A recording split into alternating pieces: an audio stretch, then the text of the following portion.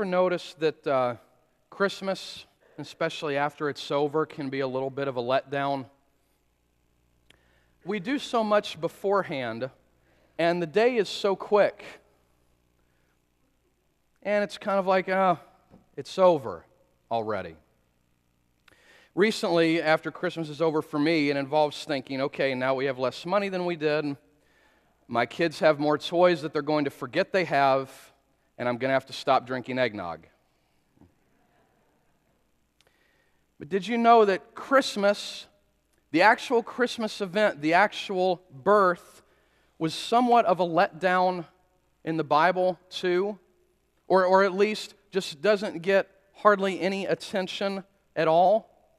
I mean, the actual birth of Jesus, when it actually happened, only gets 2 verses in the entire Bible. Matthew says, but he, Joseph, did not consummate their marriage until she gave birth to a son, and he gave him the name Jesus. And then in Luke, she gave birth to her firstborn, a son. She wrapped him in cloths and placed him in the manger because there was no guest room available for them. That's it. As far as the birth goes, kind of anticlimactic, don't you think? And Jesus was born. There's so much else going on that the Bible actually focuses on. Isn't it interesting? You know, we have the nativity scenes that, I of course love. I love everything about this season. And there's a lot of focus on that event, and we do our Christmas pageants. But in the Bible, 2 verses, and he was born. Our Advent season is waiting for the birth, and Christmas is about the birth itself. But when we read the gospel narratives, it becomes clear that the authors were much more concerned with the circumstances surrounding the birth, to whom it was announced, and its implications. And we find some of that in Mary's song, also called Mary's Magnificat. And by the way, Magnificat, that name comes from the Latin. That is the first word in this passage in the Latin Vulgate. Of course, that was the official language of the church for over 1,000 years. So when Mary bursts into song, after she meets Elizabeth and when they're coming to terms with this good news and what it means for them, it's worth paying attention to what she was saying. What was she rejoicing about? What was this whole event and announcement about for her? And here's some of what we find.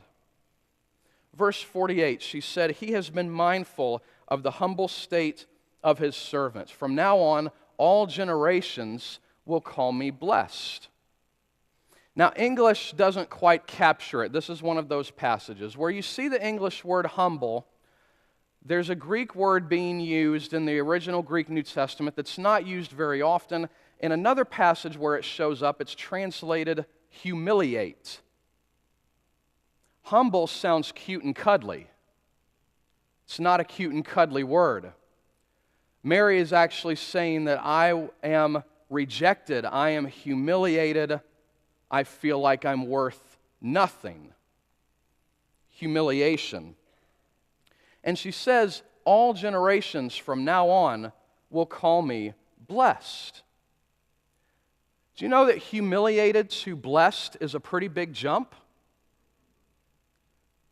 But that's what she perceived that God was doing. Now, the reason Mary was humiliated and rejected and felt all these ways went far beyond the more obvious one, that she would have been dealing with these rumors about, she was pregnant before they got married.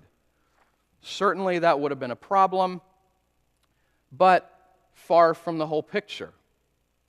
We have to remember Mary's context.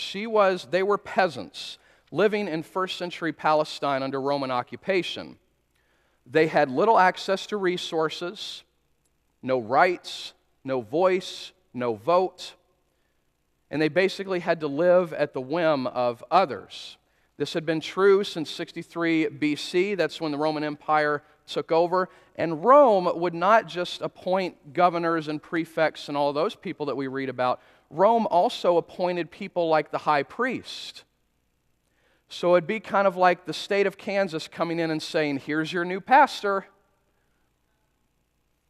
We'd prefer to have control over it. They did not. Rome controlled everything, and they took all their resources. Sometimes what they had to pay and give to Rome in both money and resources amounted to half of what they had to live on. And they didn't get any return on it. I mean, for our tax dollars today, we at least get bridges and police and military and judges and all of that. They saw nothing, not a cent. And this was their life. And when the angel announced the good news to Mary, she burst into this song that talks about how she now saw a way out. By the way, that's all the land that the Roman Empire controlled. If you can start to get a sense of how small you can feel, Galilee is way down there in the right-hand corner. It's a small little shade of green, very inconsequential in all the land that Rome controlled. And so, on this map, Mary and Joseph, peasant, poor workers, just a speck of dust on the map. They felt insignificant. But let's go back to that song. Here's some other things that she said. He has scattered those that are proud. He has brought down rulers from their thrones. He has filled the hungry with good things, but sent the rich away empty. Now, first of all, this sounds a little bit like Jesus. He was known to say things like, the first shall be last. But he scattered the proud, brought down rulers, filled the hungry, sent the rich away empty. That doesn't sound like Christmas. That sounds like troublemaking. That sounds disruptive. That sounds like change. Challenging the status quo. Stuff you wouldn't ever hear any politician say because they wouldn't get elected. But this is the significance that Mary saw. This is what she sang about. And as Linus would say, that's what Christmas is all about, Charlie Brown. That was Mary's song. This joy in the original biblical Christmas story is a different kind of joy that we're dealing with. You had the story of Mary going to see Elizabeth, and Elizabeth was filled with joy, and the baby leapt in her womb, and Zechariah was filled with joy at the moment of the naming and the circumcision. Now, Elizabeth, of course, lived under the same system, but she also had another reason to be disgraced or humiliated herself in that culture. She was an elderly woman who had never had children. In this day and age, that's only a problem if you wanted children and grandchildren. Back then, it was a huge disgrace. But they saw something turning around. This was a different kind of joy. This is where God showed up. This is joy from the pit. This is joy where it was not. It goes beyond the joy that I feel and maybe you feel when we're singing Christmas carols, or when we watch children at Christmas time, or when we get a good parking spot at the store on Black Friday or whenever. This is a different kind of joy. This is joy when they didn't have any reason to have it. God's promises were coming true, and they needed it badly. They needed rescuing, both physically and spiritually. It's all of the above. There's that third verse in O Holy Night that I sang with the group earlier. It's a very powerful verse.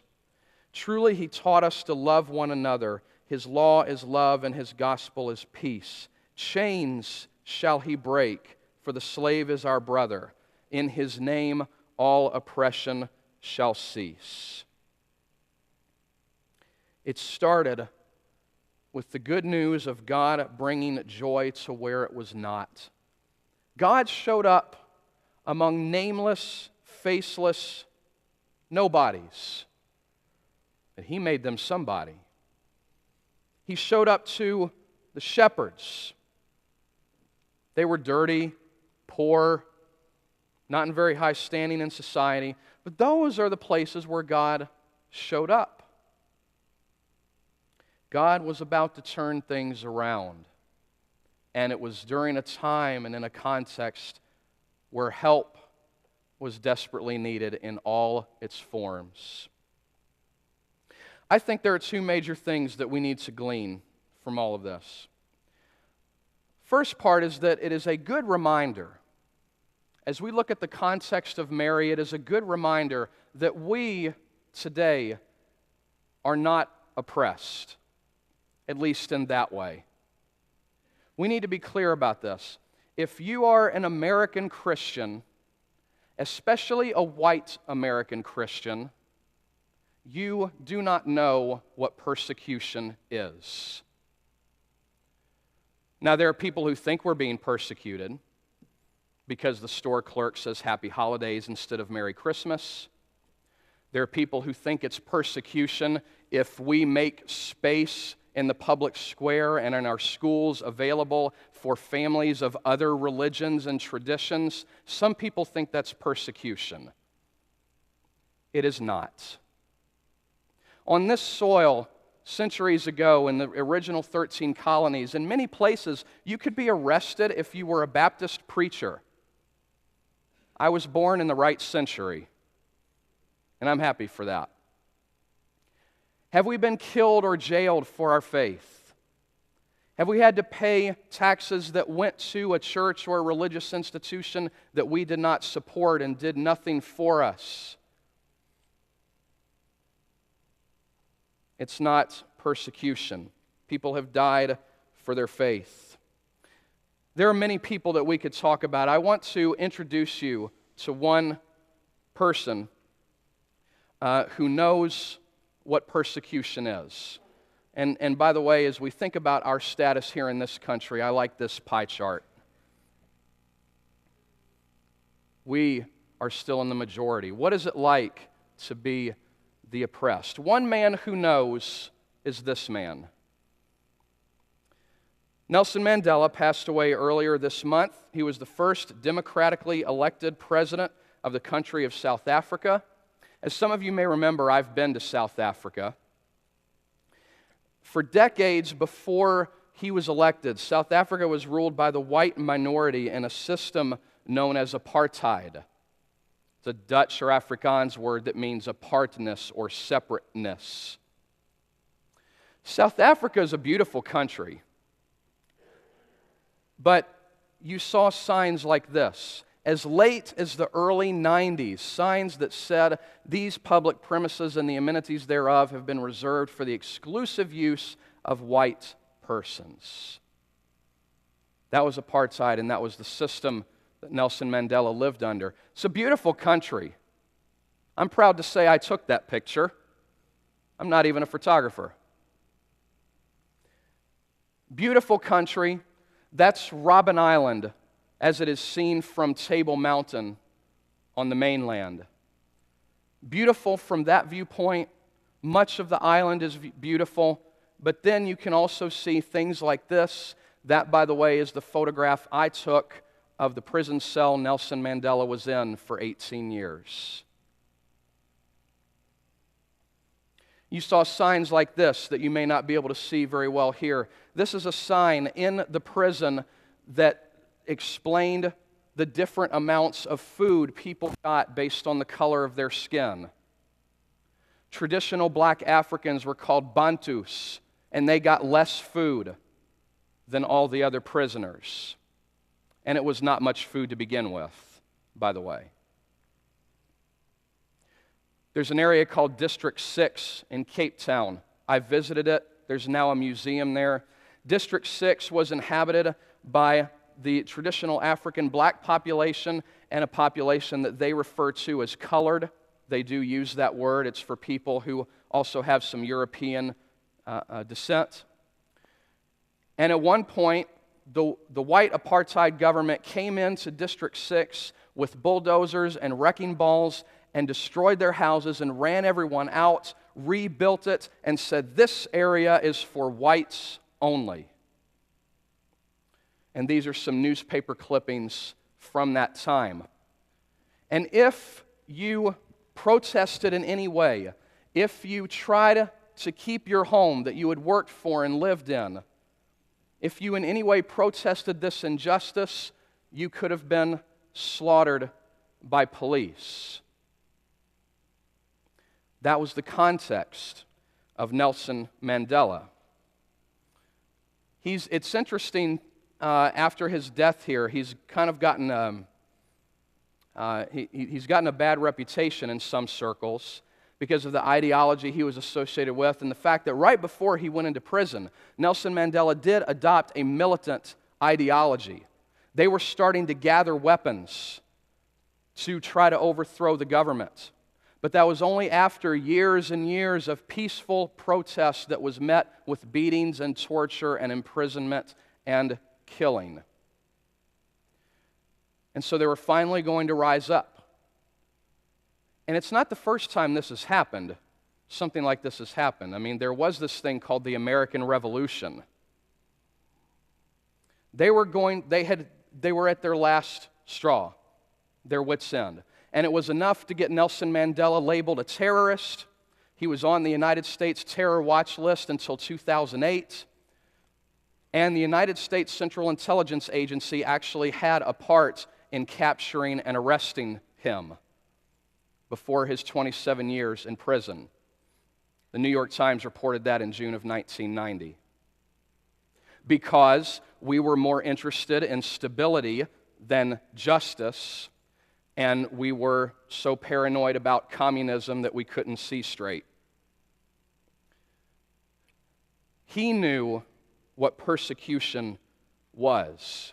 And yet, this man came into office and started a Truth and Reconciliation Commission that included everyone, including the people who had oppressed him. When Nelson Mandela gave his first inauguration speech, he did it with some people in places of honor right behind him, and one of the people in those places of honor was the man who was his prison guard. And he made sure everyone in the new democratically elected South Africa government had a voice. And I tell you this story to point out what joy and love and hope and peace, the things these candles stand for, it must take to do that. Only God can do that. Nelson Mandela was once asked, when you came out of prison, didn't you hate them all over again? Someone once asked him that, and here's what he said. Absolutely I did, because they had imprisoned me for so long. I was abused. I didn't get to see my children grow up. I lost my marriage in the best years of my life. But as I got closer to the car that would take me away, I realized that when I went through that gate, if I still hated them, they would still have me. And I wanted to be free, and so I let it go.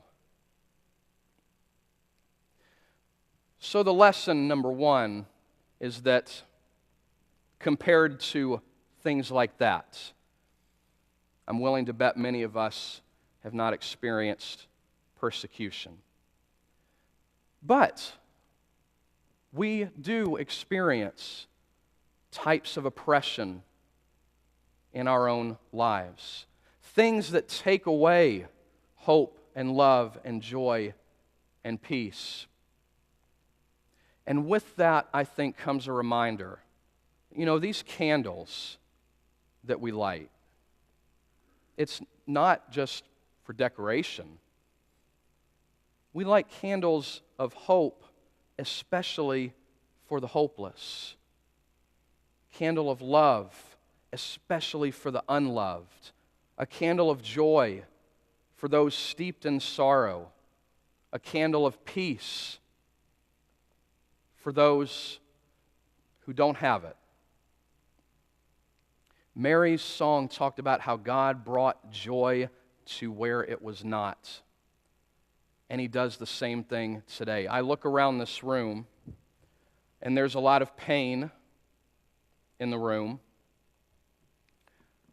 Many of you have dealt with illness, death, financial struggles, loss of job, family strife. And the things for some people that make this such a hard time, a bad time of year. For those of us for whom that's true, I offer the word that these candles are lit to remind us of what God did that was so powerful. Humiliation to blessed is a big jump, but that's the kind of thing God does.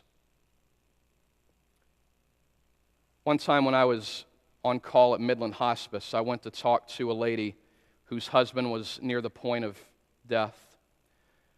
She was very distraught. And after we talked for a long while, this lady wanted to go to the lobby of Midland Hospice, and they have a bird cage there.